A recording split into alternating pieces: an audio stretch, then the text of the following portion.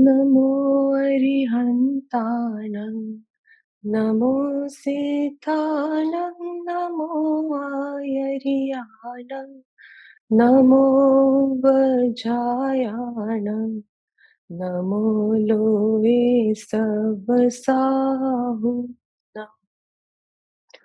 मङ्गलं भगवान् वीरो मङ्गलं गौतमो गणे मङ्गलं कुन्दकुन्दार्यो जैनधर्मोऽस्तु मङ्गलम् सर्वमङ्गलमाङ्गल्यं सर्वकल्याणकारकं प्रधानं सर्वधर्माणां जयनं जयतु शासनम् जयनं जयतु शासनम् जयनं जयतु शासनम्। प्रणाम चैतन्य चैतन्य चैतन्य। लास्ट क्लास में हमने द्रव्य गुण पर्याय की डिस्कशन स्टार्ट की थी, तो मैं एक बार रिकैप करती हूँ हमने जहाँ पे छोड़ा था। आपको स्क्रीन दिख रही होगी यहाँ पर। तो हमने लास्ट टाइम वस्तु व्यवस्था की बात की थी कि ये जो पूरा विश्व है इसमें ये वस्तु व्यवस्था क्या है। तो जो केवली भगवान ने, सर्वज्ञ भगवान के जो ज्ञान में वस्तु का स्वरूप है और जैसे उन्होंने उसकी निरूपणा की है, तो पूरे विश्व में 6 पदार्थ जाति अपेक्षा से क्लासिफिकेशन की थी कि 6 प्रकार के पदार्थ हैं जिनको द्रव्य कहते हैं। तो वो जो द्रव्य हैं उसमें हमने 6 द्रव्य देखे थे। कोई बताना चाहेगा कौन से 6 द्रव्य हैं? कौन से 6 द्रव्य का स्वरूप हमने समझा था? द्रव्य का स्वरूप क्या होता है, द्रव्य क्या कहते हैं? और हमने 6 टाइप ऑफ द्रव्य क्लासिफाई किए थे। कोई बताना चाहेगा? मैं अनम्यूट कर देती हूँ। कौन से 6 द्रव्य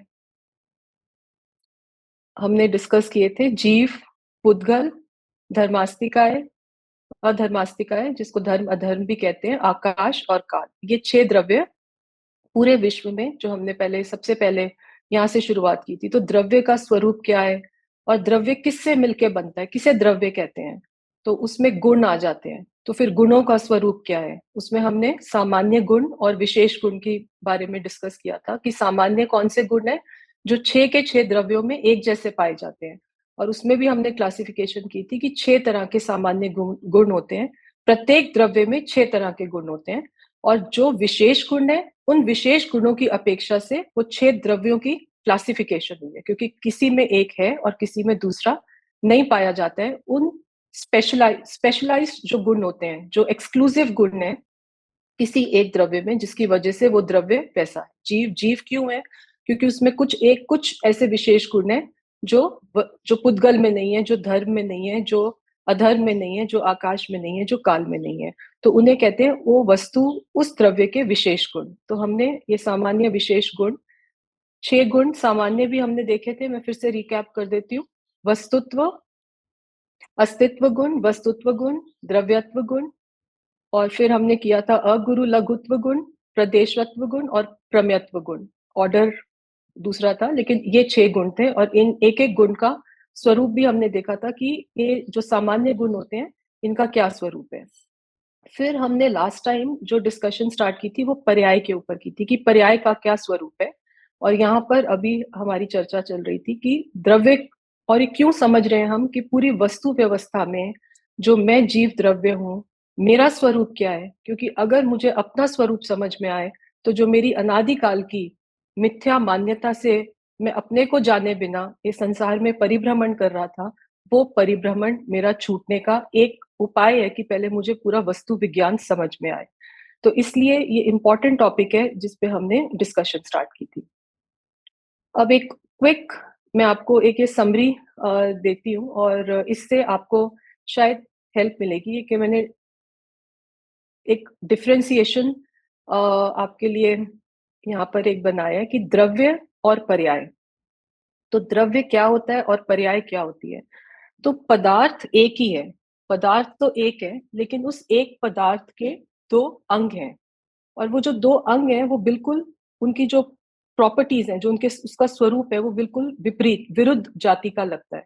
तो एक को हम कहते हैं द्रव्य, और वो द्रव्य में आप वो गुण बीच में गर्भित, वो मान लीजिएगा वो गुणों वाला द्रव्य। तो एक तो द्रव्य, और एक अंग है उस वस्तु का, उस पदार्थ का पर्याय। तो जो द्रव्य है और पर्याय है, उसके बीच में क्या क्या डिस्टिंक्शन है, क्या क्या डिफ्रेंसिएशन है। कि द्रव्य, अब ये मैं एक द्रव्य की बात की, जो एक द्रव्य है वो एक है, ऐसे तो अनंत द्रव्य है, जातीय अपेक्षा से 6 और संख्या अपेक्षा से अनंत अनंत द्रव्य है। लेकिन अगर हम द्रव्य को, एक द्रव्य, जीव द्रव्य को बोले, तो वो एक है, एक द्रव्य है। और उस एक द्रव्य की जो सत्ता है, वो सत्ता स्वरूप जो एक द्रव्य है, उसकी पर्याय अनंतानंत पर्याय है। क्योंकि पर्याय किससे उत्पन्न होती है? उस द्रव्य के एक एक गुण की एक एक पर्याय होती है। तो जैसे एक द्रव्य है, उस द्रव्य में अनंत गुण है, तो पहले गुण की अनंत पर्याय, दूसरे गुण की अनंत पर्याय, तीसरे गुण की अनंत पर्याय, ऐसे अनंत गुणों की अनंत पर्याय, तो अनंतानंत पर्याय हो जाती है। तो ये द्रव्य का एक गुण और उस एक गुण की अनंत अनंतानंत पर्याय। तो ये द्रव्य और पर्याय के स्वभाव को भी हम समझ रहे हैं कि द्रव्य स्वभाव क्या है और पर्याय स्वभाव क्या है, क्योंकि ये दोनों विरुद्ध स्वभाव, विपरीत जाति के स्वभाव, ये एक ही वस्तु में एक साथ इकट्ठे पाए जाते हैं। तो इसलिए विरोध होने पर भी ये दोनों के दोनों, वो वस्तु के पूरा, जो पूरी वस्तु है उसको कायम रखने में इन दोनों का इक्वल योगदान रहता है, कोई भी कम नहीं। लेकिन हाँ, अपने अपने अपेक्षा से दोनों की इंपॉर्टेंस है, लेकिन कहाँ पे किस समय इंपॉर्टेंस देनी है, ये बात समझने की होती है। तो द्रव्य, तो हमने बोला एक द्रव्य में अनंत अनंत पर्याय हैं। द्रव्य जो सत्ता स्वरूप है, अस्तित्व गुण है ना द्रव्य में, इसलिए द्रव्य नित्य है। नित्य मतलब जो हमेशा रहता है, अनादि अनंत, अनादि अनंत है द्रव्य, कभी वो खत्म नहीं हो सकता, इंडेस्ट्रक्टिबल, हमेशा रहता है, नित्य रहता है। और जो पर्याय है वो अनित्य है। अनित्य किस अपेक्षा से? कि अभी जन्म लिया और एक समय में मृत्यु हो जाती है, फिर से नई पर्याय का जन्म हुआ, फिर एक समय में मृत्यु हो जाती है। तो इस अपेक्षा से जो पर्याय का स्वरूप है वो अनित्य स्वरूप है। फिर जो द्रव्य होता है वो त्रिकाल शुद्ध है। त्रिकाल शुद्ध मतलब उस द्रव्य में कभी अशुद्धता आती नहीं है, आई नहीं है, आज तक नहीं आई है। ऐसा वो शुद्ध द्रव्य है, त्रिकाल शुद्ध। मतलब जब से वो, जब अनादि अनंत वो द्रव्य है, वो कहीं पैदा तो हुआ नहीं है, वो तो है, सदा से ही विश्व में है, और सदा से ही वो शुद्धता रूप है। तो जो द्रव्य है वो शुद्ध है, त्रिकाल शुद्ध है। लेकिन जो उसकी एक एक समय की पर्याय होती है, वो शुद्ध और अशुद्ध रूप, दोनों रूप से परिणमन करती है। तो नई नई जो पर्याय निकलती है वो शुद्धता रूप भी है, अज्ञान अवस्था में अशुद्ध पर्याय है। और जब सम्यक दर्शन प्रकट होके जितना जितना लीनता बढ़ती है, स्थिरता बढ़ती है, उतना उतना शुद्ध परिणति के बल पे पर्यायों में शुद्धता प्रकट होती है। तो पर्याय शुद्ध भी है, हो सकती है, और अशुद्ध भी हो सकती है, लेकिन जो द्रव्य है वो हमेशा का एक जैसा शुद्ध का शुद्ध रहता है। तो ये एक और दोनों के बीच में डिफरेंस है। जो द्रव्य है वो त्रिकाल एक रूप रहता है। मतलब जब 1 करोड़ साल पहले जब द्रव्य था, तब भी वो वैसा ही था, अभी प्रेजेंट में भी ऐसा ही है, और जब 1 करोड़ साल बाद आप द्रव्य को देखोगे, वो तब भी वैसा का वैसा ही रहेगा। वो त्रिकाल एक रूप रहता है, उसके अंदर इतना सा भी परिवर्तन नहीं आता है, ऐसा वो द्रव्य है। लेकिन जो पर्याय है वो एक एक समय में पलटती रहती है। हमने द्रव्यत्व गुण किया था सामान्य गुण में, तो वो नई नई पर्याय आती है, और क्रम से आती है। क्रम से आती है कि अभी अगर 1 नंबर की पर्याय है, तो 1 नंबर की पर्याय में जो कार्य होगा वो 1 नंबर में ही होगा, वो 2 नंबर में नहीं हो सकता। फिर 3 नंबर की पर्याय आएगी, उसमें जो कार्य होगा वो 2 नंबर में नहीं हो सकता। तो नई नई पर्याय आती है, नई नई, बिल्कुल एक एक अवस्था नई नई आती है, लेकिन द्रव्य त्रिकाल एक रूप रहता है, और पर्याय एक एक नई नई उत्पाद व्यय रूप क्रम में चलती रहती है। तो ये एक और डिफरेंस है। जो द्रव्य है वो हमेशा, उसमें कोई काम नहीं होता, वो निष्क्रिय तत्व है, वो ध्रुव है, जो कहते हैं ध्रुव है, वो निष्क्रिय है, कुटस्थ है, उसमें कोई क्रिया नहीं होती है, लेकिन उसकी सत्ता है। तो सत्ता तो है, लेकिन उसमें कार्य नहीं होता है। और जो कार्य होता है, जो हमने लास्ट टाइम मिक्सी का एग्जाम्पल देखा था, कि जो कार्य होता है, जो क्रिया होती है, वो पर्याय में होती है, द्रव्य में कुछ भी नहीं होता, वो निष्क्रिय तत्व है। तो ये एक ही वस्तु की, एक ही पदार्थ के दो अंग है, और दोनों ऑपोजिट है, लेकिन ये दो ऑपोजिट से मिलके वो पूरी वस्तु जो है वो व्यवस्थित चलती रहती है। तो ये वस्तु व्यवस्था इस हिसाब से है कि दो अलग अलग विरुद्ध, इसी को अनेकांत स्वरूप है वस्तु का, कि वस्तु में दो भेद अलग अलग होने पर भी वो जो वस्तु है वो टिकी रहती है, वो अपने एक एक पर्याय अपने धर्म में टिकी रहती है और द्रव्य अपने धर्म में टिका रहता है। वो एक दूसरे के अंदर इंटरफियर नहीं करते, क्योंकि वो अपनी अपनी बाउंड्री में, अपनी अपनी मर्यादा में, अपनी अपनी लिमिट में वो कायम रहते हैं। जो द्रव्य है वो इनडिस्ट्रक्टिबल है, कोई उसको डिस्ट्रॉय नहीं कर सकता कभी, अनादि अनंत। कोई बम फूट जाए कुछ, वो द्रव्य वैसे का वैसा ही रहता है, उसका एक भी गुण वो फट के बाहर नहीं निकल जाता। क्योंकि हमने ये किया था अगुरु लघुत्व, जब सामान्य गुण किए थे, कि उसके अंदर से एक गुण भी कम या ज्यादा नहीं होता, कि उसमें से निकल के दूसरे को दे दे, दूसरे में कमी है आज, या एक मेरे में आ जाए, कुछ नहीं होता। वो अगर ऐसा हो तो वस्तु नष्ट हो जाए, और वस्तु कभी नष्ट नहीं होती। वो द्रव्य जो है वो इनडिस्ट्रक्टिबल है, लेकिन जो पर्याय है वो एक एक समय में उत्पाद व्यय रूप परिणमित होती है, और उसका जीवन ही एक समय का है। वो एक समय से ज्यादा अगर हम उसको लाइफ देना चाहें तो दे नहीं सकते, क्योंकि वस्तु व्यवस्था ही ऐसी है। वो एक समय जीती है और फिर वो उसका अंत होके फिर नई पर्याय का जन्म होता है। और इसमें जो सबसे इंपॉर्टेंट बात है कि ये वस्तु ऐसी अनेकांत स्वरूप होते हुए भी, नित्य अनित्य होते हुए भी, उसके अंदर जो द्रव्य है, जो नित्य है, वो सम्यक दर्शन का विषय बनता है, वो सम्यक श्रद्धा का विषय बनता है, वो दृष्टि का विषय बनता है। क्यों? क्योंकि जो वो द्रव्य है वो हमेशा स्थिर रहता है, वो हमेशा अवेलेबल रहता है, वो कभी मरता नहीं है, वो कभी धोखा नहीं दे सकता कि आज है और कल नहीं होगा। तो वो द्रव्य ऐसा है कि उस पे अगर दृष्टि जाती है, तो उसमें अगर एकत्व होता है, तब जो जीव है वो अपने उस अमृत स्वरूप को पहचान पाता है, क्योंकि वो द्रव्य नष्ट होने वाला नहीं है। लेकिन जो पर्याय है, पर्याय के ऊपर अगर दृष्टि जाती है तो वो मिथ्या श्रद्धा और मिथ्या दर्शन का कारण बनता है। मिथ्या दर्शन पर्याय पे दृष्टि करने से बनता है, और सम्यक दर्शन जो उदित होता है वो द्रव्य पर दृष्टि करने से प्रकट होता है। तो इसलिए ये चॉइस हमारी है कि हमने द्रव्य और पर्याय में से किसको सिलेक्ट करना है, हमारा सिलेक्शन किसका है। अगर हम द्रव्य को सिलेक्ट करते हैं तो हमने एक ऐसे तत्व को सिलेक्ट किए है, उस पूरे वस्तु पदार्थ के उस अंग के ऊपर हमने अपनी दृष्टि जमाई है, जो अनादि अनंत त्रिकाल एक रूप रहने वाला है, जो पलटेगा नहीं, जो मरेगा नहीं, जो नित्य है, जो स्थायी तत्व है। और अगर हमने पर्याय के ऊपर दृष्टि जमाई तो वो पर्याय तो एक समय में मरती है, और वो जब मरती है, क्योंकि हमारा एकत्व, क्योंकि हमारी श्रद्धा का विषय वो पर्याय थी, इसलिए वो पर्याय के मरते ही हम अपने आप को मरता हुआ महसूस करते हैं। तो इसलिए अज्ञान दशा में सब अज्ञानी हम जीव जितने भी हैं, हम हमेशा पर्याय दृष्टि रहे हैं, हमने पर्याय को मुख्य करा है। और यहाँ पे कह रहे हैं कि पर्याय को मुख्य नहीं करना, पर्याय को गौण करना है, पर्याय को इग्नोर करना है। पर्याय तो रहती है, पर्याय बहुत इंपॉर्टेंट अंश है, लेकिन वो हमारी श्रद्धा का, हमारी दृष्टि का विषय नहीं बनना चाहिए। हमारी श्रद्धा का और हमारी दृष्टि का विषय तो वो त्रिकाल ध्रुव चैतन्य तत्व जो द्रव्य है, इसको अब हम आत्मा पे घटाएं, क्योंकि द्रव्य तो 6 हैं।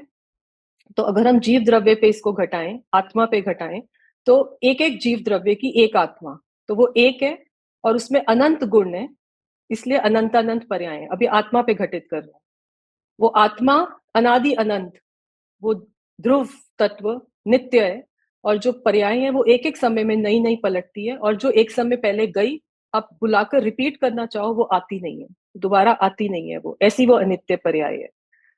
जो आत्मा त्रिकाल ध्रुव चैतन्य हम जो कहते हैं वो त्रिकाल शुद्ध है, उसमें कभी अशुद्धता मिली नहीं है, कि उसमें कोई कार्य होता ही नहीं है, इसलिए वो हमेशा शुद्ध का शुद्ध ऐसे सत्ता स्वरूप शक्ति रूप एक कुटस्थ तत्व पड़ा रहता है।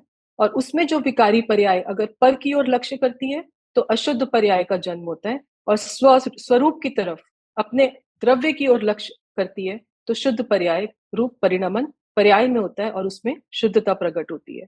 ये सब आत्मा पे हम घटित कर रहे हैं, जीव द्रव्य के ऊपर। इसी तरह से जो सत्ता है वो निष्क्रिय है। आत्मा में जो सत्ता जिसको हम कह रहे हैं, उसमें कोई कार्य नहीं होता। कार्य एक एक गुण की एक एक पर्याय के परिणमन में होता है, और वो कॉन्टिन्यूअस होता है, धारावाहिक होता है, उसमें कोई ब्रेक नहीं पड़ता, कॉन्टिन्यूअस। ये जानना, तो अभी इसको हम एक पूरा द्रव्य अभी हम ले रहे हैं वस्तु। अब इसको हम एक गुण के ऊपर भी घटित करेंगे, एक एक गुण की एक एक पर्याय क्योंकि जन्म लेती है।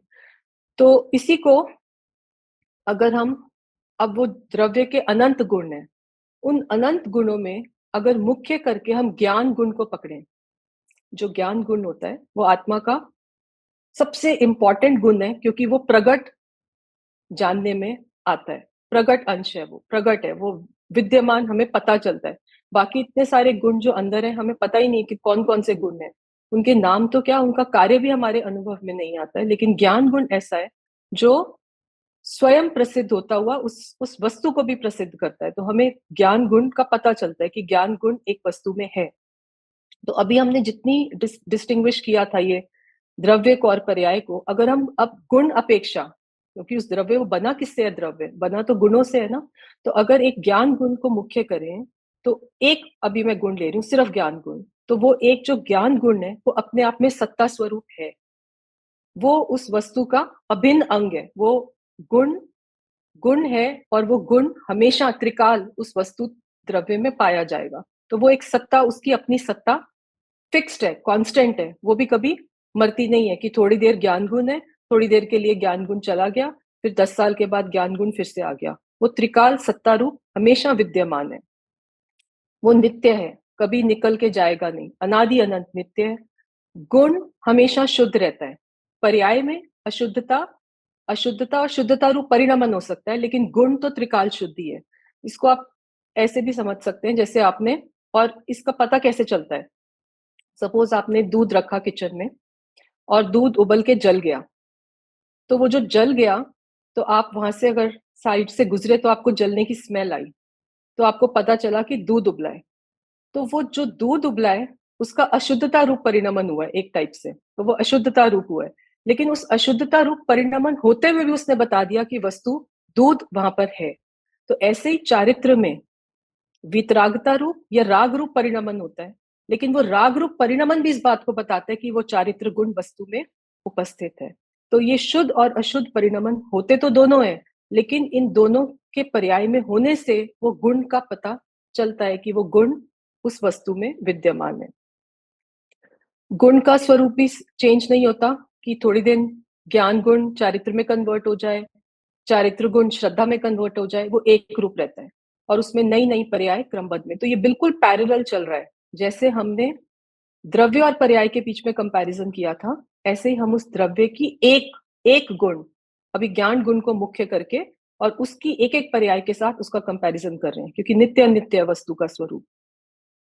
ऐसे ही गुण के अंदर कार्य नहीं होता, लेकिन गुण पर्याय के अंदर कार्य होता है, जो पर्याय उस गुण की सत्ता होने के कारण उत्पन्न होती है, उत्पाद व्यय रूप परिणमित होती है। तो गुण निष्क्रिय है, लेकिन उसकी पर्याय में उसकी क्रिया पता चलती है कि गुण की सत्ता है, कि दूध उबला और जल गया, तो वो जलने से पता चला कि दूध की सत्ता है। इसी तरह से कार्य जब पर्याय में हुआ तो पता चला कि उसका कॉरेस्पॉन्डिंग गुण प्रेजेंट है वहां पे। इसी तरह से गुण का कभी नाश नहीं होता। अब लास्ट जो पॉइंट है कि जो सम्यक दर्शन का विषय जो हमने बोला था कि द्रव्य और पर्याय के कंपैरिजन जब हम कर रहे थे, तो हमने कहा था कि जो दृष्टि का विषय है वो पूरा का पूरा द्रव्य होता है, जो एक रूप यूनाइटेड अनंत गुणों का जो घनपिंड अभेद जो वस्तु है, वो दृष्टि का विषय है और सम्यक श्रद्धा का विषय है। लेकिन एक एक गुण पे अगर दृष्टि हम करेंगे कि ज्ञान गुण दृष्टि का विषय बन जाए, तो वो बिल्कुल क्रॉस लगा हुआ है यहाँ पे कि वो दृष्टि का विषय नहीं बनता। एक एक गुण को अलग अलग करके दृष्टि का विषय नहीं बनता है, वो पूरी वस्तु दृष्टि का विषय आती है। लेकिन उस वस्तु में क्या क्या भेद पड़ते हैं गुणों के, वो पहले ज्ञान में हम समझते हैं। तो भेद जानने में कोई दोष नहीं है, भेद जानो, लेकिन भेद को दृष्टि में नहीं लेते। सम्यक दर्शन का जो विषय होता है वो अभेद रहता है, वो अभेद को दृष्टि में लेना है। लेकिन भेद जानना भी इंपॉर्टेंट है, क्योंकि जब तक पूरी वस्तु समझ में नहीं आएगी तब तक हम उसको उसको पूरा अपने ज्ञान में ठीक से बिठाएंगे नहीं, तो हमें वस्तु स्वरूप की क्लैरिटी नहीं होगी। तो अभी हमने क्या किया, फिर से रिवीजन, हम विश्व की व्यवस्था देख रहे हैं। विश्व 6 द्रव्यों से मिलकर बना है, और जो ये 6 द्रव्य हैं, इन 6 द्रव्यों के अंदर एक एक द्रव्य अपनी अपने अनंत गुणों को पीकर बैठा है। और वो जो अनंत गुण है वो एक एक गुण की एक एक पर्याय अपने अपने क्रम से, अपने अपने काल से, अपनी अपनी योग्यता से प्रकट होती है। तो अभी यहाँ तक अगर किसी को कोई डाउट, कोई क्वेश्चन, कोई डिस्कशन, नहीं तो फिर हम आगे चलते हैं। स्वाति जी,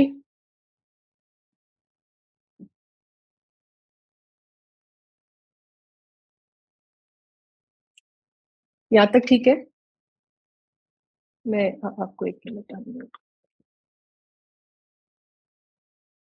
आप अनम्यूट कीजिए।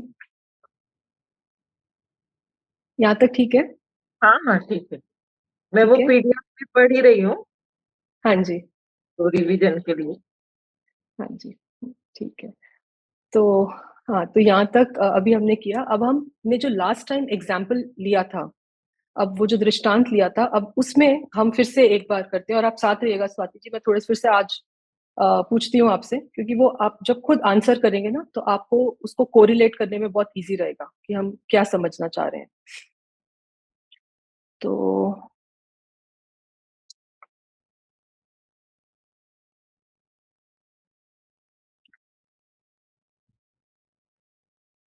ओके, स्वाति जी वीडियो दिख रहा है अभी? ओके, तो ये हमने लास्ट टाइम एक वीडियो देखा था वेव्स का, ठीक है, या समुद्र का।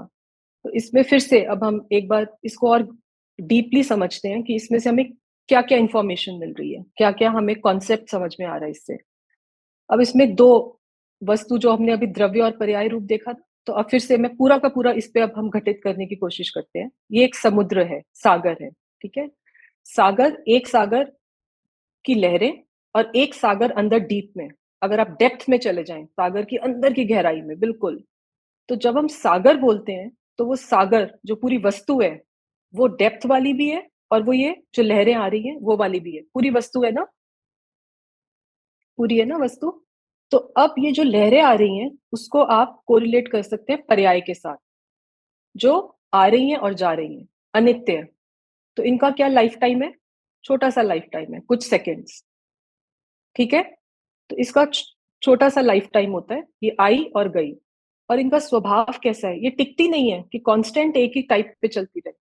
कांस्टेंट एक ही टाइप पे नहीं चलती, कांस्टेंट चलती तो है लेकिन कांस्टेंट एक टाइप पे नहीं चलती। नई नई नई नई नई नई लहरें बनती रहती है।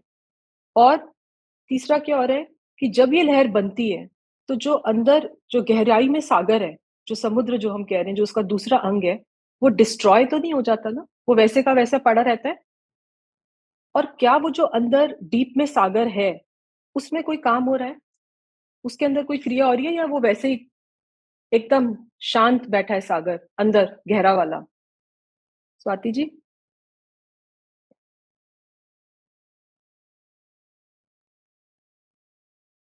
एक मिनट, अनम्यूट नहीं हो रहा, आप देखिए, अनम्यूट। अब होगा। हाँ जी, वेव चेंज हो रही है पर जो एक्चुअल सागर है ना वो तो एज इट इज ही रहेगा डेप्थ का। ये तो हमको ऊपर से दिखाई दे रहा है कि है वेव ना। आ रही है और जा रही है। तो अब आप इसमें ना वो सारे कॉन्सेप्ट जो अभी हमने डिस्कस किए थे ना, कि एक तो अंदर की गहराई वाला सागर है, और एक ऊपर जो वेव फॉर्म में जो सागर है। तो एक अनित्य रूप है उसका, और एक वो नित्य अंदर जिसमें वो क्रिया नहीं हो रही। और ये जो बार बार वेव आ रही है, इसके आने से वो सागर डिस्ट्रॉय भी नहीं होता, उसकी सत्ता डिस्ट्रॉय नहीं होती, चेंज नहीं ठीक होता। है। और अब नेक्स्ट क्वेश्चन जो था कि ये जो पर्याय रूप, ये जो वेव आ रही है, इसके अंदर वो जो अंदर शांत गहरा सागर है, उसका कितना कॉपरेशन है, उसका कितना सपोर्ट है, वो ये कैसी वेव फॉर्म हो रही है, कितने इंच ऊंची, कितनी चौड़ी, कितनी हाइट की, उसमें उसका क्या रोल है? कोई रोल है उसका जो अंदर सागर बैठा है? नहीं ये तो वो एयर के प्रेशर से भी तो होगा क्या? वो साइंटिफिकली ठीक है कि हमने एक्सटर्नल फैक्टर्स लगा दिए कि एयर का हाँ प्रेशर है, लास्ट टाइम किसी ने बोला था मूनलाइट होती है उसकी वजह से ये वेव हाँ। में टाइड हो रही, वो सब ठीक है, वो बाहर की बात है। लेकिन वो कितने वॉल्यूम से उठी और कितनी टाइम में सेटल हुई, फिर कितने वॉल्यूम से उठी, अगर हम देखें तो वो उसका अपना कैरेक्टर है, उस पर्याय का, उस वेव का। तो उस वेव के कैरेक्टर में उस अंदर वाले सागर का कोई कंट्रीब्यूशन नहीं है, वो इंडिपेंडेंट अपना काम कर रही है। ठीक है, ये सब पॉइंट्स हम क्यों कह रहे हैं, क्योंकि इस कॉन्सेप्ट को हम डायरेक्टली अप्लाई कर सकते हैं द्रव्य और पर्याय की व्यवस्था समझने के लिए। तो अभी हमने क्या किया कि ये जो एक एक वेव है, ये एक एक पर्याय के टाइप से है, ये उत्पाद व्यय रूप है, ये आ रही है और जा रही है, टिकी नहीं रहती है कि 1 घंटा ऐसे पर्याय, एक ही स्टॉप स्टैचू, ऐसे वो रुकती नहीं है, वो आती है और चली जाती है। तो वो उत्पाद व्यय रूप है, तो अनित्य स्वभाव है उस पर्याय का। लेकिन वो अनित्य स्वभाव में कितनी नित्यता है कि वो चलती रहती है, रुकता ही नहीं है वो वेव बना फॉर्म होना, कि थोड़ी देर तो शांत हो जा कि वेव मत बन, वो बनती रहती है। वो वेव बनना उसका नित्यपन है, लेकिन वो वेव का टिकना नहीं और फिर डिस्ट्रॉय हो जाना वो उसका अनित्यपन। दोनों चीजें हो रही हैं इसमें। कॉन्स्टेंटली वो वेव बनती रहेगी, वो उसकी कॉन्स्टेंसी है, लेकिन वो एक समय जितनी बन के डाई हो जाएगी वो अनित्य स्वरूप है, वो इतना सा अंश उसका है। लेकिन उसको बनने बिगड़ने में वो जो अंदर सागर गहरा है उसकी सत्ता में कोई फर्क नहीं पड़ता, उसको कोई लेना देना नहीं है ऊपर वेव कितनी उठ रही है और कितनी नीचे जा रही है। वो अपना शांत स्वभाव में वो डीप सागर वैसे का वैसे बैठा है। तो ऐसे ही वो जो द्रव्य और हमने पर्याय का भी कंपैरिजन किया था, वो द्रव्य वैसा का वैसा शांत शुद्ध कुटस्थ ध्रुव वो वैसे का वैसा पड़ा रहता है, और पर्यायों में काम चलता ही रहता है, चलता ही रहता है, चलता ही रहता है अपनी शक्ति से, और वो द्रव्य को नष्ट नहीं कर देता। उसकी क्रिया के कारण द्रव्य नष्ट नहीं हो जाता, लहरें बनने के कारण सागर डिस्ट्रॉय नहीं हो रहा, वो सागर सागर ही रहता है। ठीक है, तो ये सारे कॉन्सेप्ट। उसके बाद इसका जो काम हो रहा है पर्याय का, जो वेव बन रही है, जो हमने बोला उसमें द्रव्य का कंट्रीब्यूशन बस इतना ही है कि वो द्रव्य है तभी ये वेव बन रही है, जो हमने लास्ट टाइम भी कहा था कि अगर ये सागर होता ही नहीं तो ये वेव बनती कहाँ पे। रेगिस्तान में तो वेव आती नहीं है ना, और गार्डन में तो वेव आती नहीं है। तो अगर वेव आ रही है तो वो इसी बात को बता रही है कि सागर है अंदर गहराई में, तभी वो वेव आ रही है। तो वो वेव उस सागर को बता रही है, उसका डायग्नोसिस है वो कि वो है सागर, लेकिन वो सागर को नष्ट नहीं कर देती और वो सागर से कुछ मांगती नहीं है अपनी फॉर्मेशन के लिए। वो इतनी इंडिपेंडेंट है वेव, है सागर का अंश, तो वो सर्वथा भिन्न नहीं है। सागर है तो वेव है, ये पूरा वस्तु स्वरूप है। द्रव्य है तो उसके उस अपेक्षा से पर्याय है कि सागर है तो वेव है, लेकिन वेव का जो अपना काम है उसमें सागर कोई इंटरफियर नहीं करता। वो अपनी शक्ति से जैसे उसको बनना है वो एक अपने समय में अपनी योग्यता से बनती है और खत्म हो जाती है। बिल्कुल सेम ऐसे ही हम अगर अपनी आत्मजीव द्रव्य को भी देखें तो हम एक सत्ता स्वरूप अंदर, हमारा वो जो जो भगवान आत्मा जो कहते हैं, जो जो चैतन्य जो वस्तु है जो द्रव्य है वो है। और एक एक समय में, जैसे अभी हमने गुण और पर्याय को कंपेयर किया, वो ज्ञान गुण एक एक समय में आता है जाता है, नया नया जानना होता है फिर खत्म, फिर नया जानना हुआ फिर खत्म, फिर नया जानना हुआ फिर खत्म। तो आप इसको अगर आप वैसे इमेजिन करके देखो तो ये बिल्कुल सेम कॉन्सेप्ट आपको समझ में आ जाएगा। फिर दूसरी चीज, इससे आपको एक और क्या इंफॉर्मेशन मिलती है कि जब ये लहर उठती है तो इसका वो जो हमने लास्ट टाइम कहा था, इसका रॉ मटेरियल क्या है। इसका रॉ मटेरियल क्या है पूर्वी? वाटर। वाटर। ठीक है, इसका रॉ मटेरियल वाटर है। तो इसने क्या इंफॉर्मेशन दी कि जो अंदर वस्तु पड़ी है जो वो भी वाटर ही है। तो अगर ज्ञान की पर्याय उछली है तो अंदर जो गुण पड़ा है वो ज्ञान गुण ही पड़ा है, बिल्कुल सेम। जब पानी उछला है तो अंदर इसका मतलब फूल नहीं पड़े हुए हैं, वो पानी ही है अंदर भी। ठीक है, तो वो इस चीज, तो जो उछल के पता चल रहा है तो अंदर वही वस्तु पड़ी हुई है। तो जैसे अभी हमने कहा था कि दूध जल गया, लेकिन वो जलने पे भी ये बता गया कि दूध है, दूध की सत्ता है। तो वो विभाव रूप परिणमन था, वो उल्टा परिणमन था। और स्वभाव रूप परिणमन हो तब तो बिल्कुल डायरेक्टली पता चल जाता है कि वो कौन सा गुण है, क्या पड़ा है अंदर। ठीक है, सो बेसिकली ये जो पर्याय है ये विजिबल है, ये परिचय देती है उस द्रव्य का, ये उसके बारे में बताती है, उसकी प्रसिद्धि करती है। So it is a visible और द परसीवेबल एक्सप्रेशन ऑफ द द्रव्य, कि वस्तु ऐसी है और वो ऐसी जो जानने में आ रही है, तो वैसा कुछ पड़ा हुआ है अंदर शक्ति रूप। ठीक है, और ये जो पर्याय नई नई आती है, ये जो हमने लास्ट टाइम भी बात की थी, ये टाइम के साथ आप देखते हो ना, इट इज एक्स एक्सिस पे टाइम है, it is a function of time, कि एक समय में एक आई फिर दूसरे समय में। तो इसको, इसका निमित्त कौन है? काल द्रव्य। तो ये समय, एक एक समय जो हम कहते हैं वो काल की अपेक्षा से। और अभी जो हमने और इसका एक फीचर देखा था कि ये जो अभी जैसे वेव आई है, आपको ये वेव बहुत पसंद आई, आपने बोला रिपीट मोड पे सेम वेव लाओ, वो नहीं आती है, वो चली जाएगी। अब कोई जैसी उसकी मर्जी है वैसी आएगी, आपके कहने से आपकी इच्छा से वो आने वाली नहीं है। और अभी जो आई है और नेक्स्ट मोमेंट में कौन सी आए वो भी क्रम में है, वो सीक्वेंस्ड है, पूरा का पूरा सीक्वेंस में है वो। तो वो जो सीक्वेंस है आप उसको भी हिला नहीं सकते। जो 9 नंबर की पर्याय है वो 9 नंबर पे ही आएगी, वो वैसा ही रूप लेके आएगी वेव। जो 10 नंबर की पर्याय है वो 10 नंबर पे ही आएगी। आप बोलो 10 वाली थोड़ी लेट आ जाए 20 पे, और जो 20 वाली है वो पहले आ जाए, आप उनके क्रोनोलॉजी, जो उनका ऑर्डर है, जो उनकी सीक्वेंस है, आप उसको हिला नहीं सकते। मतलब इतना वस्तु स्वरूप अपने आप में इतना रॉक सॉलिड है, इतना फुल प्रूफ है। इसीलिए वो, क्योंकि इतना फुल प्रूफ है, तो हमारा करने वाला कुछ उसमें रह ही नहीं जाता। हम जबरदस्ती अपनी टांग अड़ाते हैं कि हम कुछ कर देते तो शायद कुछ बेटर हो जाता। होता कुछ भी नहीं है, क्योंकि everything is organised to perfection. ये वस्तु व्यवस्था ऐसी है कि सब कुछ परफेक्ट है। आपको इम्परफेक्ट लगता है क्योंकि वो आपकी दृष्टि है, क्योंकि आपने वस्तु को वस्तु स्वरूप के हिसाब से समझा नहीं है कि वस्तु स्वरूप ऐसा ही है। अगर आपके अंदर में ये बात, बिलीफ सिस्टम में ये बैठ जाए कि ये वस्तु स्वरूप ही ऐसा है, इसमें मैं कुछ कर ही नहीं सकता, तो आप उसको चेंज करने के जो एनर्जी अपनी वेस्ट करते हो, आप वो करना छोड़ दोगे। क्योंकि आपको समझ आ गई कि मेरे करने से तो कुछ होता ही नहीं है, तो आप गिव अप कर देते हो कि जो होना है वो उसकी जैसी वेव बननी है, वो वेव की मर्जी है, उसमें मेरी मर्जी चलती नहीं है। तो आप छोड़ दोगे कि फिर मैं क्या करूं, जो जब जो करना है करो। ठीक है। और एक एक गुण जो है वो अपने अपने उत्पाद व्यय रूप जब आता है वो दूसरे गुण में इंटरफेयर नहीं करता। मैं इसको एक और एग्जाम्पल से आपको ये दिखाती हूँ। ये अभी आपको हमने फर्स्ट क्लास में भी किया था। ये एक कैंडल या कोई दिया अगर ऐसे जलता है, ठीक है। अब ये जो फ्लेम है कैंडल की, वो चेंज होती रहती है, वो स्टैटिक नहीं रहती।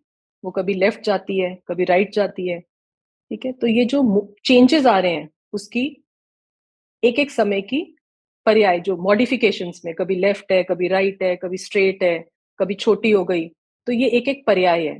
लेकिन जो इसकी सत्ता है, वो सत्ता क्या है कि वो जो कैंडल का जलना, कि वो जल रहा है, वो जो फ्लेम है, वो सत्ता है, वो द्रव्य है। और जो उसकी चेंजेस है, पर्टर्बेशंस है एक एक समय की, वो उसकी पर्याय है। तो अगर ये सपोज कैंडल जल ही नहीं रही होती, तो क्या ये फ्लेम राइट लेफ्ट हिलती? पूर्वी नहीं हिलती ना। तो इसका मतलब द्रव्य है तो पर्याय है। तो द्रव्य के बिना पर्याय अकेली भी नहीं हो सकती। द्रव्य पर्याय पूरी कॉम्पैक्ट वस्तु है। अगर फ्लेम ही नहीं होती तो वो लेफ्ट राइट भी कौन करता? अगर सागर ही नहीं होता तो वेव भी कहां से आती? तो द्रव्य है तो पर्याय है, इस बात को मना नहीं कर रहे हैं। लेकिन द्रव्य द्रव्य है और पर्याय पर्याय है। और द्रव्य को द्रव्य के स्वभाव से जानो, पर्याय को पर्याय के स्वभाव से जानो। दोनों के धर्म अलग अलग हैं, दोनों की नेचर अलग अलग है, दोनों का स्वरूप अलग अलग है, लेकिन दोनों को अमेलगमेट करके वो पूरी वस्तु की तैयारी होती है। और वो इतनी वस्तु ऑर्गेनाइज्ड तरीके से बिहेव करती है, क्योंकि उसमें एक पार्ट है जो एकदम एक जैसा रहता है, और एक पार्ट है जिसमें चेंजेस आते रहते हैं। तो जब पूरी वस्तु समझ में आती है, और वस्तु व्यवस्था, वस्तु विज्ञान यही है, और जब ये समझ में आता है तो फिर वस्तु का सही श्रद्धान होता है। और जो हम करता करता, ये हम सब क्यों कर रहे हैं कि जब हमें वस्तु स्वरूप समझ में आए, तो उस वस्तु स्वरूप के बल पे हम, जो कर्तृत्व जो हमारा पड़ा हुआ है ना वस्तुओं को चेंज करने में, उनकी पर्यायों को चेंज करने में, वो हमारा खत्म हो जाए। वो फर्स्ट स्टेप है, धर्म का फर्स्ट स्टेप है वो कर्ता बुद्धि। कर्ता बुद्धि टूटती बाद में है। कर्ता बुद्धि टूटती है और अकर्ता जो स्वभाव है वो प्रकट होता है। लेकिन वो स्वभाव प्रकट होने से पहले कर्ता बुद्धि टूटती है, इस तरह की इंफॉर्मेशन से। क्योंकि पहले हमें किसी ने बताया ही नहीं था कि ये द्रव्य क्या होता है, ये गुण क्या होते हैं, ये पर्याय क्या होती है, ये वस्तु व्यवस्था क्या होती है, ये क्या स्वरूप है पूरे विश्व का। तो मैं कौन हूँ, और उस मैं के अंदर मेरे मेरे कितने राइट्स हैं, मैं कहाँ कहाँ पे चेंजेस कर सकता हूँ और कहाँ कहाँ पे मैं चेंजेस नहीं कर सकता। तो जब मुझे ये समझ में आता था कि मैं कुछ कर ही नहीं सकता चेंज, तो फिर मैं वहां पे जाता हूँ जहां पे जाने से मैं हमेशा, मुझे त्रिकाल, वो सुख स्वरूप, क्योंकि जीव द्रव्य ही ऐसा जिसमें सुख गुण है, और बाकी के बाकी 5 जो द्रव्य हैं उनमें सुख गुण नहीं है। और वो सुख गुण जब प्रकट होता है तो वो अनंत काल तक वो सुख के अनुभव वो जीव द्रव्य को होता रहता है, जिसके लिए हम सबको, उसके लिए ही ये कार्य करना चाहिए इस भव में। हमें और कुछ नहीं करना चाहिए, वो सब तो होता ही रहना है। वो हमारे करने से ऐसे भी होता नहीं है। अगर ये वस्तु व्यवस्था समझ आ जाए तो हमको जो लगता है ना, मैंने काम किया, मैं पढ़ता नहीं तो मैं फर्स्ट कैसे आता, मैं जाता नहीं ऑफिस तो पैसे कौन कमाता, मैं समझाता नहीं तो उसको समझ कैसे आता। ये सब भ्रांति है। ये हमारी, क्योंकि वो कर्ता बुद्धि इतनी एस्टेब्लिश्ड होती है चीजों को चेंज करने में कि हम वी पोक आवर नोज, हम जबरदस्ती अपना नाक घुसाते हैं उसके अंदर। आपकी जरूरत नहीं है, आप अपना काम करो, क्योंकि मेरा काम तो वैसे भी हो ही जाना है। हर वस्तु कहती है मेरा काम हो जाना है, आपकी जरूरत नहीं है इंटरफेरेंस की। पर हमें हैबिट है इंटरफेयर करने की। तो वो हैबिट तभी टूटेगी जब हमें स्वरूप समझ में आएगा कि जैसे मैं इंडिपेंडेंट हूँ और मुझे अपनी इंडिपेंडेंस अच्छी लगती है, ऐसी एक एक द्रव्य इंडिपेंडेंट है और कोई अपनी इंडिपेंडेंस कॉम्प्रोमाइज करने को तैयार नहीं है। सब द्रव्य इंडिपेंडेंटली अपना फंक्शन कर सकते हैं और किसी द्रव्य को आपको सलाह देने जाने की कोई जरूरत नहीं है। वो अपने आप काम करने में उसमें पूरी सामग्री लेके बैठा है, वो सारे ऑपरेशंस करने के सारे गुण लेके बैठा है वो। तो उसको किसी परद्रव्य कर ही नहीं सकता, क्योंकि अस्थि नास्ति रूप है, उसमें उसकी नास्ति है। आप चाहो भी तो आप नहीं कर सकते। आप अपने बच्चे को कुछ समझाना चाहो भी, पर वो आपकी बात क्यों नहीं समझता? आप तो उसके भलाई के लिए कह रहे हो ना, लेकिन वो नहीं समझता। क्यों? क्योंकि वो दूसरा द्रव्य है, वो पर द्रव्य है। वो पर द्रव्य का परिणमन उसके हिसाब से होना है, आपके कहने से होना ही नहीं है। क्योंकि आप पर द्रव्य का परिणमन चेंज करा दो, ये पूरी की पूरी आपकी एक्सरसाइज वेस्ट जाने वाली है। क्योंकि एक एक द्रव्य आपका परिणमन उसके स्वकाल के हिसाब से होना है, उसकी योग्यता के हिसाब से होना है। और आपके करने से हो जाए तो फिर तो पूरा विश्व में आप सब कुछ हिला दो, इसको भी मैं चेंज कर दूंगा, पर ऐसा होता नहीं है। सब कुछ इतना सुव्यवस्थित है, पर हमें, क्योंकि अंदर से ये फीलिंग नहीं आती, लेकिन वो फीलिंग आने के लिए कहीं से स्टार्ट करना पड़ेगा। और वो स्टार्ट करने के लिए हम ये विश्व का स्वरूप समझ रहे हैं कि विश्व ऐसा ही है, अनादिकाल से ऐसा है। और मैं अनंत भवों में अनंत अनंत रूप में यहाँ पर आया और गया, लेकिन मैंने कभी भी इस वस्तु विज्ञान को समझा नहीं। और अगर मैं समझ लेता और मैं इसका श्रद्धान कर लेता, तो श्रद्धान तो होता है बाद में, लेकिन उससे पहले वस्तु समझ में तो आए कि है कैसी। सच सच जाने हुए का श्रद्धान जो सही समझ में आएगी तभी तो उसका श्रद्धान करेंगे ना। अगर उल्टा ही समझ में आए तो उल्टे का श्रद्धान करेंगे और फिर भटकते रहेंगे। लेकिन अगर सही समझ में आ गया और उसके ऊपर हमने श्रद्धान किया, तभी हम इस भवताप से पार हो सकते हैं, इस संसार से मुक्त हो सकते हैं। तो इसलिए पहले हम वस्तु व्यवस्था समझ रहे हैं। मैं फिर से एक बार आपके साथ ये शेयर करती हूँ। तो अभी हमने जो फिर से ओशन वेव्स देखी थी, उससे जो हमने कॉन्सेप्ट्स रीइंफोर्स करे हैं, मैं फिर से एक बार बताती हूँ कि वो जो पर्याय है, पर्याय का स्वभाव कैसा है? अनित्य, एक समय का। वो कैसे काम करती है? कॉन्टिन्यूअस करती है, बिना रुके, कभी भी ब्रेक नहीं लेती, किसी दिन छुट्टी नहीं लेती, सैटरडे संडे भी ऑफ नहीं होता। तो कॉन्टिन्यूअसली काम करती रहती है। ये ऐसा नित्य स्वभाव है उसका। और जो कार्य होता है वो सिर्फ पर्याय में होता है। सिर्फ मतलब सिर्फ द्रव्य में कुछ काम नहीं होता। तो द्रव्य निठल्ला नहीं है निठल्ला, लेकिन फिर भी अनंत शक्तिशाली है, क्योंकि द्रव्य के बिना पर्याय होती ही नहीं है। द्रव्य होगा तो पर्याय होगी। तो द्रव्य अपने आप में उसकी सत्ता है ना, वही बहुत बड़ी बात है। काम कुछ नहीं करता, वो राजा बन के बैठा रहता है, लेकिन उसकी सत्ता तो है ना।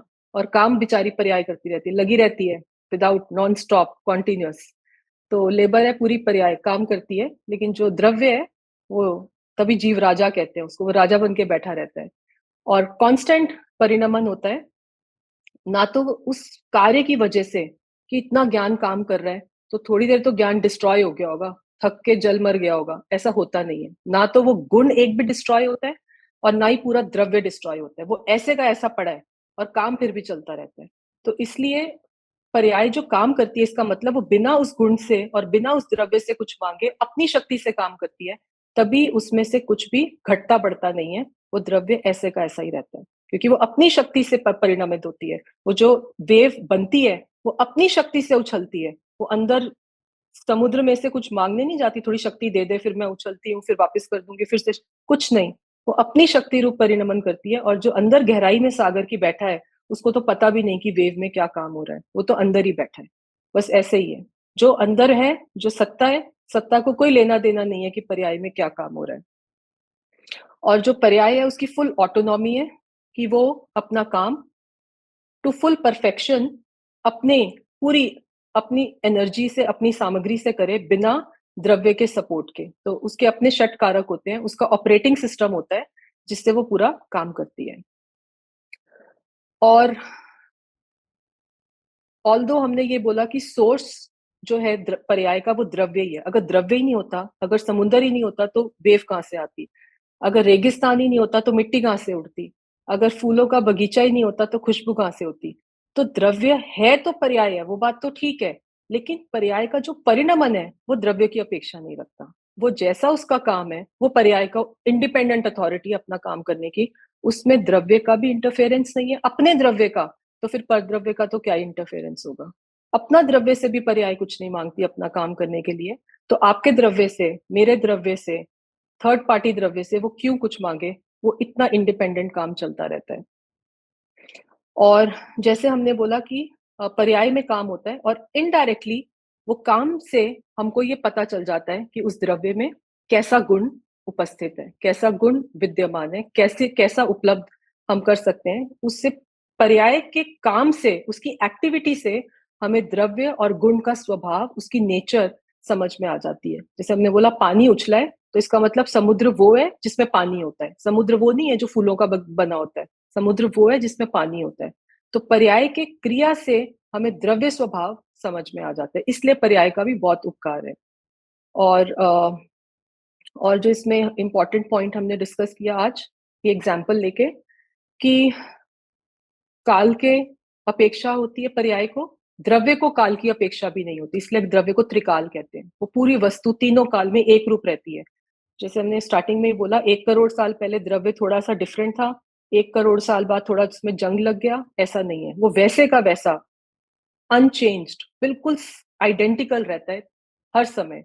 लेकिन जो पर्याय है वो एक जैसी रह ही नहीं सकती, ये उसका स्वभाव है, ये पर्याय का धर्म है। तो दो विरोधी धर्म होने से ऐसी वस्तु टिकी हुई है कि वो इतनी सेल्फ एफिशिएंट है काम करने में, उसकी व्यवस्था इतनी मतलब बढ़िया व्यवस्था है कि पूरा विश्व द्रव्यों से बना है। इसका मतलब पूरे विश्व की व्यवस्था इतनी वेल ऑर्गेनाइज्ड है कि एक द्रव्य को दूसरे द्रव्य का काम करने के लिए कहीं पे भी इंटरफेरेंस नहीं है, उसको जाने की जरूरत नहीं है। और एक और इससे आपको पॉइंट समझ में आया होगा कि जो पर्याय है, हमने बोला कि पर्याय द्रव्य की होती है, ये क्यों इंपॉर्टेंट है? पूर्वी इसका आंसर आप दोगे। अभी जो वेव आई थी, ठीक है, ये वेव पैसिफिक ओशन की थी या अटलांटिक ओशन की थी? उससे कोई रेलेवेंस है इस चीज की? जो वेव आई, हाँ, जो वेव आई वो पैसिफिक ओशन की है, ठीक है, और एक और वेव है जो अटलांटिक ओशन की है। तो वो जो वेव आई अभी, वो वेव का सोर्स वो अटलांटिक ओशन है, और एक वेव का सोर्स वो पैसिफिक ओशन है। तो उस अपेक्षा से जो वेव है उसको वो आइडेंटिफाई करती है उस पर्टिकुलर द्रव्य के साथ। मतलब आप समझ रहे हो, वेव तो वेव है, पर्याय तो पर्याय है, लेकिन वो पर्याय किसकी है? वो अटलांटिक ओशन की पर्याय है, अटलांटिक ओशन की वेव है, या ये वेव पैसिफिक ओशन की है? दो अलग ओशन है ना, दो अलग द्रव्य है ना। तो उस एक एक द्रव्य की जो पर्याय है, जो उसमें से निकल उत्पाद व्यय रूप आ रही है, वो तो उसी को आइडेंटिफाई कर रही है ना। या मैं बोलूं नहीं नहीं, पर्याय ये वाली जो है ना वेव, ये अटलांटिक की थी लेकिन ये पैसिफिक की हम मान लेते हैं, तो वो तो झूठ हो जाएगा, वो गलत हो जाएगा। तो ऐसा कॉम्बिनेशन तो है कि जैस जो द्रव्य है उसकी पर्याय है इस अपेक्षा से, लेकिन पर्याय पर्याय है। तो पर्याय अपने द्रव्य के आश्रय से होती है, कहने का ये मतलब है कि जो अटलांटिक ओशन में से निकली उसका द्रव्य अटलांटिक ओशन था, जो पैसिफिक ओशन से निकली उसका द्रव्य पैसिफिक ओशन था, वेव की बात कर रही हूँ। तो आश्रय तो उसको अपने ओशन का है ना, या वो अटलांटिक वाली उछल के पैसिफिक में से निकल के आ जाएगी? ऐसे नहीं हो सकता। तो ऐसे ही जो जीव द्रव्य है, आप एक जीव द्रव्य हो, मैं एक जीव द्रव्य हूँ, जो मेरी पर्याय है वो इधर से ही निकलेगी और आपकी पर्याय आप में से ही निकलेगी। हम इंटरचेंज नहीं कर सकते कि पर्याय तो पर्याय है, ज्ञान की क्या फर्क पड़ता है। तो ये समझ आ रहा है? तो ये आश्रय की बात है। आश्रय मतलब उसमें से, उसी में से निकलेगी, वो इंटरचेंज नहीं कर सकते हम ऐसे। सो पर्याय अपने द्रव्य के आश्रय से तो होती है, पर द्रव्य के आ, अपने द्रव्य के आश्रय से होती है, पर द्रव्य के आश्रय से नहीं होती है। ठीक है, अपने द्रव्य के। तो मेरी जो ज्ञान की पर्याय है उसको मेरे द्रव्य का आश्रय है, आपके जो ज्ञान की पर्याय है उसको आपके द्रव्य का आश्रय है। आश्रय मतलब वो है, वो सोर्स पड़ा है, आपका सोर्स, और आपके सोर्स में से आपकी पर्याय उत्पाद व्यय रूप निकली, मेरा जीव द्रव्य सोर्स और उसमें से वो निकली। तो इस हिसाब से, क्योंकि क्लासिफिकेशन तो 6 द्रव्य ही थे ना, लेकिन वो 6 द्रव्यों में जीव द्रव्य भी तो अनंत है ना, तो एक एक द्रव्य अपना अपना इंडिपेंडेंट है। हम ये नहीं कह सकते कि सारे जीव द्रव्य को एक कैटेगरी में कर दो, नहीं। आप जीव द्रव्य अलग हो, मैं जीव द्रव्य अलग हूं। मेरी पर्याय का आश्रय, मेरी पर्याय मेरा आश्रय लेगी, आपकी पर्याय आपका आश्रय लेगी। मेरी पर्याय आपका आश्रय लेगी तो कभी सम्यक दर्शन नहीं हो सकता, क्योंकि अपनी पर्याय को अपने ही द्रव्य का आश्रय लेना है। ठीक है, तो ये एक एक पर्याय की स्वतंत्रता है कि कैसे पर्याय एकदम बिना किसी से कुछ मांगे, बिना किसी को डिस्टर्ब करे, अपने ही द्रव्य में रह के ये परिणमन होता रहता है। तो अभी एक फिर से रिकैप, आपने शायद लेट ज्वाइन किया था क्योंकि पूर्वी, तो मैं इसलिए फिर से रिकैप कर रही हूँ कि हम विश्व की व्यवस्था हमने समझी थी कि जो विश्व की व्यवस्था है उसके अंदर 6 द्रव्य होते हैं। जो 6 द्रव्य हैं वो उनके कुछ सामान्य गुण होते हैं जो सब में पाए जाते हैं, और कुछ विशेष गुण होते हैं जिसकी वजह से एक द्रव्य एक है और दूसरा द्रव्य दूसरा है, वो दोनों डिफरेंट है, क्योंकि कुछ तो उनमें यूनिक क्वालिटीज ऐसी होंगी जिसकी वजह से they are distinguishable, they are not identical, तो वो उनके विशेष गुण हो गए। फिर हमने बोला कि जो द्रव्य होता है उसका क्या स्वरूप है, कि वो नित्य होता है, वो एक है, ठीक है, वो त्रिकाल है, वो हमेशा शुद्ध रहता है, वो दृष्टि का विषय बनता है। ये हम आत्म द्रव्य पे घटित कर। और फिर हमने एक एक उसमें अनंत गुण है द्रव्य में, हर एक द्रव्य में, सिर्फ जीव द्रव्य में नहीं, पुद्गल में भी उतने ही अनंत गुण है। तो एक एक गुण का परिणमन चलता रहता है, वर्क इन एक्शन। एक्शन जो होता है, वो जो परिणमन होता है वो पर्याय में होता है, और एक एक गुण का जो परिणमन है वो उसी गुण के अनुरूप होगा। तो ज्ञान गुण का परिणमन जानने रूप होगा, श्रद्धा गुण का परिणमन एकत्व करने रूप होगा, चारित्र गुण का परिणमन लीनता रूप होगा। अब वो स्व में करे तब तो एकदम काम ठीक हो गया, और जहां पर में जाती है और विभाव रूप परिणमन करती है वहां सब गड़बड़ है। तो उस विभाव रूप परिणमन को स्वभाव रूप परिणमन करे, तो उसके लिए हमें क्या करना है, हम पहले समझे तो सही कि विभाव भी कुछ हो रहा है। हमें तो सब कुछ सही लगता है, जो भी तो हो रहा है ठीक हो रहा है, जो भगवान करते हैं वो अच्छा ही करते हैं, ठीक है। ये सब जो हमारे फिलोसफीज चलती है ना, ये सब रॉन्ग हो जाएंगी, क्योंकि वस्तु व्यवस्था इन सब के ऊपर क्रॉस लगा देती है। ये वस्तु व्यवस्था है ही नहीं, भगवान कोई एक्सटर्नल भगवान नहीं है, एक एक वस्तु भगवान है, एक एक द्रव्य भगवान है, क्योंकि वो अपने गुणों को लेकर बैठा है, वो अपनी शक्ति से परिणमित होता है, उसको किसी पराय की अपेक्षा नहीं है। इतनी इंडिपेंडेंट है वस्तु व्यवस्था, ये पराधीनता का मार्ग ही नहीं है। क्योंकि इसमें पराधीनता नहीं है तो सब अपने आप को भगवान फील कर सकते हैं। फील क्या कर सकते हैं, वो कहते हैं आप भगवान नहीं हो, इस अपेक्षा से भगवान हो, क्योंकि आप में पूरी सामर्थ्य पूरी सामग्री है कि जो आपको, लेकिन आपको पता नहीं है। तो ये जब गुरुदेव बताते हैं, जब ज्ञानी बताते हैं कि ऐसी वे वस्तु की एक एक जीव, एक एक पुद्गल वो भगवान है, वो बिल्कुल मतलब जड़ेश्वर, जड़ भी ईश्वर है, क्योंकि उसमें भी उतनी शक्ति है अपना काम करने की। पुद्गल हमें नहीं कहता कि तू मेरा काम कर, जीव मेरा काम कर। पुद्गल अपना काम खुद करता है, लेकिन वो जीव को ही प्रॉब्लम है कि मैं पुद्गल को ये कर दूं, पुद्गल को वो कर दूं। वो पुद्गल नहीं कहता, जीव में ही सारी प्रॉब्लम्स पड़ी हुई है, क्योंकि जीव में ही श्रद्धा गुण है, जीव में ही एकत्व करने की शक्ति है, और वो एकत्व जीव अपने में ना करके दूसरों में करता रहता है, पर द्रव्यों में करता रहता है, और पर द्रव्य तो उसके साथ कभी रहने वाले नहीं है। एकत्व आप उसी में करोगे ना जिसमें वो हमेशा आपको सिक्योरिटी है कि ये कभी छूटेगा नहीं, और पुद्गल तो छूट ही जाना है। और जीव द्रव्य के जो श्रद्धा गुण है वो एकत्व दूसरे में करता है, जो पता है छूट ही जाना है, करता है फिर मरता है। पहले श्रद्धा करता है, फिर उसके बाद रोता है, फिर श्रद्धा करता है, फिर रोता है। तो उसको ये समझ में नहीं आ रही कि श्रद्धा करनी कहाँ पे है, इसलिए वो नित्य द्रव्य जो है दृष्टि का विषय कि इस पे श्रद्धा कर, ये कभी जाने वाला नहीं है, ये त्रिकाल प्रगट है, अनादि अनंत है। तूने इसको नहीं पकड़ा, लेकिन ये कभी मना नहीं करेगा तुझे पकड़ने के लिए, तू पकड़ के देख, ये छूटने वाला नहीं है।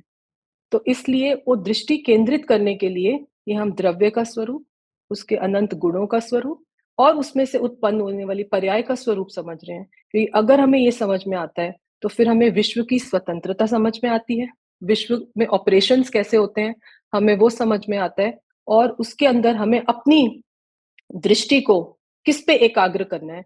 जो पर में पर में पर में पर में भटकती रहती थी, उसको कहाँ पे लाके स्टेबलाइज करना है, कि उससे जो हमारा अपना अंदर का जो सुख गुण है, जो सुख गुण है, जो सुख स्वरूप में खुद हूं, और वो सुख मुझे आज तक पता ही नहीं चला कि मेरे में है, वो कैसे प्रकट हो, वो कैसे मेरे वेदन में आए, कैसे मैं सुख स्वरूप अपने में लीन होके वो अभी मतलब ये इतना ब्यूटीफुल है, ये पूरा साइंटिफिक, थॉरोली साइंटिफिक। तभी इसको परम विज्ञान कहते हैं।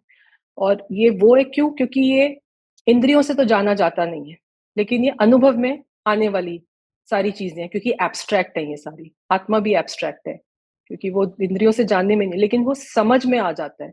इसलिए तत्व विचार की इंपॉर्टेंस है, क्योंकि जब हम विचार करते हैं, जैसे हमने फर्स्ट क्लास में किया, जीव और पुद्गल अलग अलग हैं, ठीक है पूर्वी?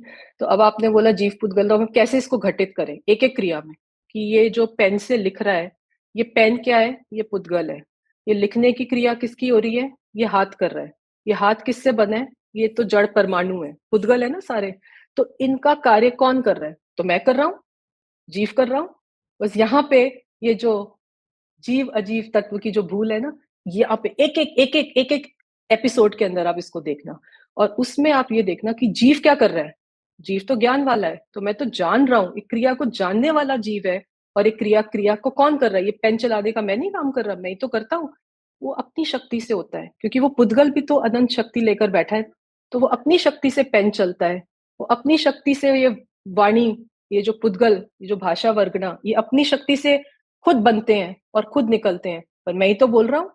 वो जो मैं है ना, मैं तो जान रहा हूँ इस वाणी को, जैसे आप जान रहे हो ऐसे ही मैं भी जान रहा हूँ।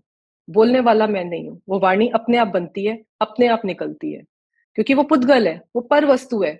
वो मेरे अंदर अधीन कैसे हो सकती है? वो मेरे अधीन नहीं है। मेरी ज्ञान की पर्याय मेरे अधीन नहीं है, तो पर वस्तु मेरे अधीन कैसे हो जाएगी? और पुद्गल है, ये पर वस्तु है, ये वाणी तो पर वस्तु है। जब मेरी ज्ञान की पर्याय मेरे अधीन नहीं है, तो ये जो वाणी है, जो पुद्गल है, जो जड़ है, वो मेरे अधीन कैसे हो सकती? तो इस पुद्गल बोलने का कर्ता भी मैं नहीं हूँ। ऐसे एक एक में जब ये आप भेद ज्ञान करते ना, जीव पुद्गल, जीव पुद्गल, जीव पुद्गल, फिर आप अपने आप को जीव की श्रेणी में जब रखते हो, और आपको समझ में आ गई कि मेरे गुण क्या हैं, जानना, देखना मुख्य है। ऐसे तो बहुत सारे हैं, लेकिन जो मुख्य पकड़ में आते हैं वो जानना। ये जो जानना कहाँ हो रहा है, वो जानना जहां हो रहा है, बस वही मैं हूं। तो ऐसे आप अपने आप को, क्रिया तो होती है, बोलना भी होता है, चलना भी होता है, खाना भी होता है, लेकिन एक एक क्रिया के अंदर आप अपने आप को क्रिया रूप परिणमित होते नहीं देखते हो। आप उसमें स्थापित नहीं हो जाते हो क्रिया में। आप उस क्रिया से अलग अपने आप को जानने वाली वस्तु के रूप में देखना शुरू करते हो। यहाँ से स्टार्टिंग होती है। आप एक एक, क्योंकि कुछ भी रुकता नहीं है, सब कुछ आइडेंटिकल चलता है, लेकिन आपके अंदर में जो बिलीफ सिस्टम है, उसमें आपका थॉट प्रोसेस शुरू हो जाता है किस डायरेक्शन में, जो हमें ये वस्तु स्वरूप समझ में आया कि ऐसा वस्तु स्वरूप है जिसमें दो को अलग, दोनों अलग अलग है, और हम मिले जुले देखते हैं। अब वो मिले जुले को अलग अलग करने का ये पूरा है। दो वस्तु को एक करके हम अनंत काल से, क्योंकि वो इकट्ठे ही है, जहां बॉडी है वहीं पे, उन्हीं प्रदेशों पे एक, क्योंकि वो सेम प्रदेशों पे है, तो वो है अलग अलग। वो चैतन्य प्रदेश है, उसके पुद्गल के अपने हैं, लेकिन वो एक क्षेत्रावगाह है। तो उस वजह से वो हमें एकदम इतनी क्लोज प्रॉक्सिमिटी है कि हम उनको सेपरेट नहीं कर पाते। और वैसे भी एक रूपी है, एक अरूपी है, दो अलग हो तो फिर तो निकाल दो, फिर भी वो दिखता ही नहीं है।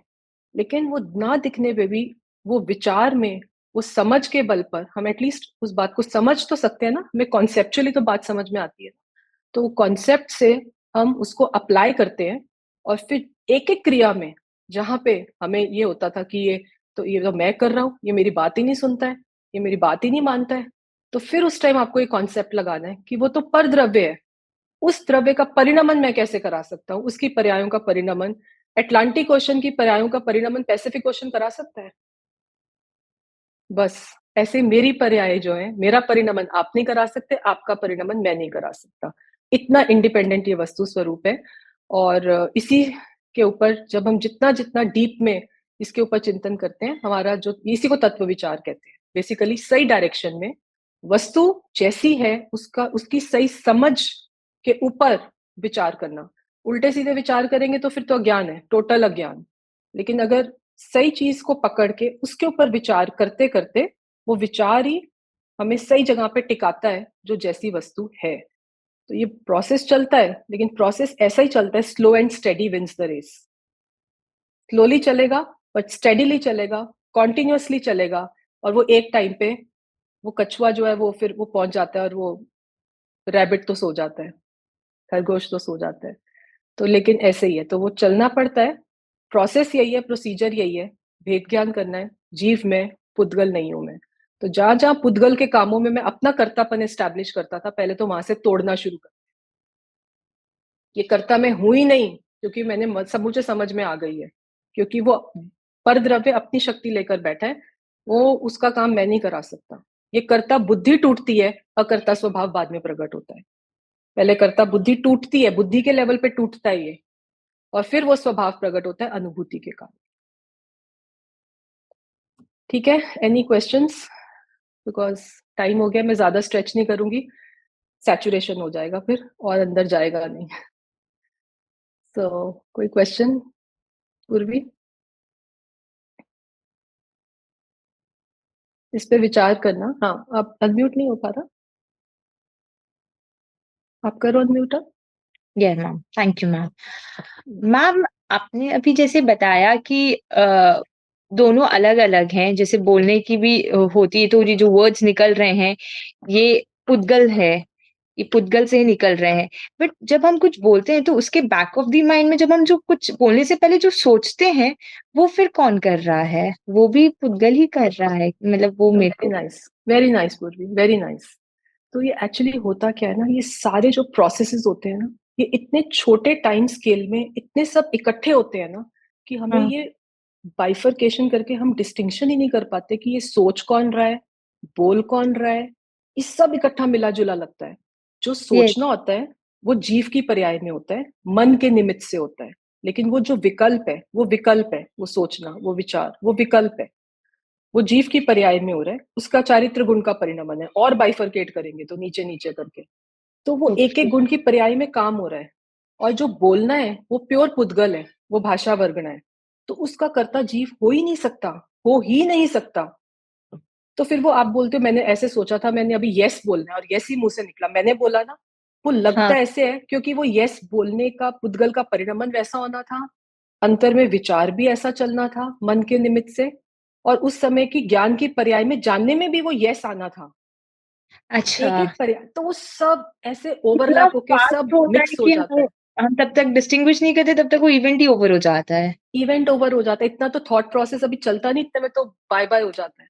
तो यस, इसलिए ये कांस्टेंट, इसके ऊपर जितना हम एक एक को, जैसे हम कहते हैं ऑपरेशन करते हैं, जैसे वो क्या कहते हैं उसको, डेड बॉडी का क्या करते हो, पोस्ट। पोस्टमार्टम करते हैं। तो वो तो उसके उससे पहले इवेंट के हम एक एक को स्क्रूटिनी, भेद कर करके, तभी भेद इंपॉर्टेंट है। भेद, ओके, भेद से वस्तु समझ में आती है, लेकिन दृष्टि में भेद नहीं आता उस समय। वो तो पहले समझ लेते हैं हम अच्छी तरह से भेद करके कि मैं जीव, ये पुद्गल, मैं ज्ञान दर्शन वाला, ये तो दूसरा पुद्गल, ये तो जड़।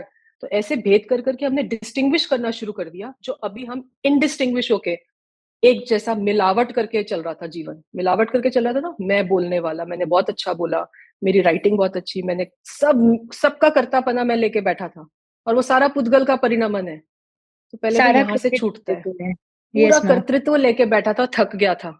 अब वो कहता है मुझे नहीं कर्तृत्व करना कुछ भी, क्योंकि मेरा काम तो मात्र जानना देखना, और वो मैं भी नहीं करता, वो पर्याय करती रहती है। वो वेव मैं नहीं निकालता, मैं तो ध्रुव हूँ। तो वो वेव का जानने का काम, बाकी गुणों का करने का काम, वो सबसे छुट्टी कहता है, मुझे कुछ नहीं चाहिए, जिसको जो करना है करो, मैं तो गायक हूँ। बस ऐसे वो फिर सबसे छूट के अंतर में स्थिर होके बैठ जाता है, जब उसको ये पता चल जाता है कि कोई भी काम मेरे करने से तो होता ही नहीं। ऐसे करता बुद्धि टूट जाती है। ठीक है, नेक्स्ट टाइम यस मैम। करेंगे कंटिन्यू, अभी नेक्स्ट क्लास स्टार्ट है। Thank you. Yes ma'am. प्रणाम। Thank you ma'am. चैतन्य प्रणाम। Chaitanya Chaitanya. Chaitanya Chaitanya, thank you ma'am. Thank you Purvi, thank you.